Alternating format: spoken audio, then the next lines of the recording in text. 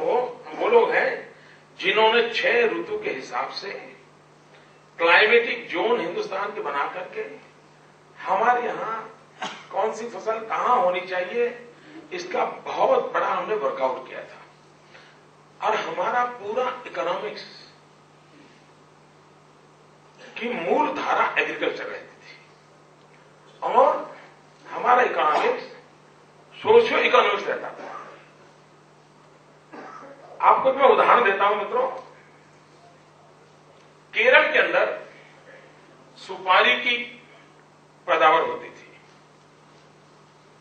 अब मैं नहीं जानता हूं किसी एग्रीकल्चर यूनिवर्सिटी ने यह रिसर्च किया हो कि सुपारी में वो कौन से तत्व हैं जो मनुष्य को या किसी को उपयोगी हो सकते हैं। मैंने अभी तक पढ़ा, हो सकता है शायद मैंने नहीं पढ़ा है।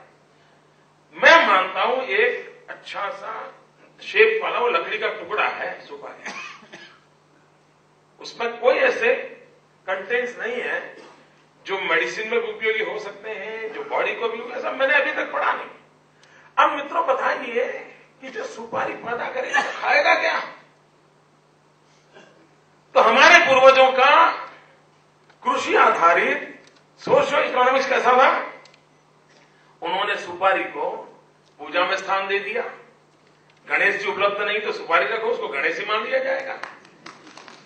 और मित्रों उन्होंने पूरे हिंदुस्तान में उसके लिए एक मार्केटिंग मैकेनिज्म दे दिया। और वो कारण था कि कश्मीर में भी आदमी को सुपारी की जरूरत पड़ती थी पूजा के लिए, और केरल में सुपारी पैदा करने वाला आदमी जो और फसल नहीं पैदा करता होगा उस जमाने में, उसकी जिंदगी को बचाया गया। यानी एग्रीकल्चर आधारित इकोनॉमिक्स की जब चर्चा होती है तब हमारे यहां किस प्रकार से सोचा जाता है, इसका ये जीता जागता उदाहरण है। क्या हम आज economics, budgets, government, agriculture universities, progressive farmers, research and scientist, क्या इन सब ने मिलजुल करके कोई इंटीग्रेटेड अप्रोच लेकर के इन संबंधों में आजादी के बाद कभी सोचा होगा?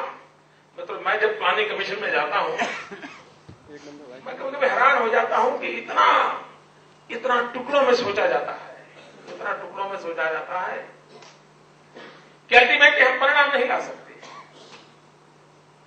क्लाइमेट चेंज के विषय में भी मैं मानता हूं कि आज दुनिया में क्लाइमेट चेंज को लेकर के 2 व्यू हैं और बहुत ही स्ट्रांग 2 व्यू हैं। एक है जो नोबेल प्राइज की धारा में चल रहे हैं, उनका कहना है कि ये चक्र इतना भयंकर है, इतनी बड़ी आपत्ति आने वाली है, समुद्री किनारे के सारे शहर डूब जाने वाले हैं, बर्फ पिघल जाने वाली है। एक उनके भी परफेक्ट लॉजिक है। और दूसरा ये कहता है कि सारी सृष्टि का ये चक्र चलता ही रहता है, कभी इस कोने में होता है तो कभी उस कोने में होता है, लेकिन होता जरूर है। ऐसा नहीं कि सब खत्म हो जाता है।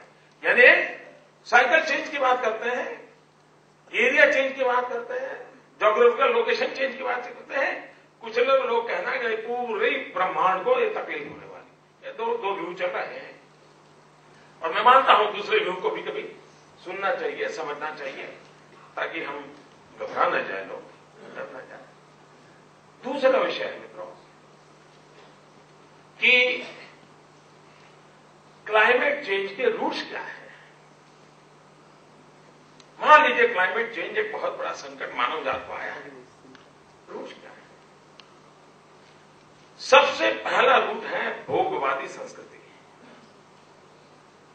मित्रों आज जो पश्चिम की दुनिया कार्बन को लेकर के, क्लाइमेट चेंज को लेकर के सारी दुनिया पर हावी होने का प्रयास कर रही है, लेकिन इतिहास गवाह है कि जो लोग आज दुनिया को एनवायरमेंट सिखा रहे हैं, जो लोग आज दुनिया को एनवायरमेंट के महत्व को समझा रहे हैं, सबसे ज्यादा एनवायरमेंट का नुकसान करने वाली ये धारा है। और इसलिए हमें समझा हमारे पूर्वजों की क्या सोच थी। मित्रों हमारे पूर्वजों ने देखिए कितना बड़ा काम किया था, यानी कितनी महान हम लोगों को विरासत मिली है। जैसे हमारे यहां महान व्यवस्था कैसी थी। बालक को मां बचपन में सिखाती थी कि बेटे बिस्तर पर से तुम जब पैर रखोगे जमीन पर तो पहले ये पृथ्वी तुम्हारी माता है, उसकी क्षमा मांगो, उसके बाद उस पर पैर रखो, उसको पीड़ा होती है। यानी इससे बड़ा एनवायरमेंट का एजुकेशन क्या हो सकता है मित्रों।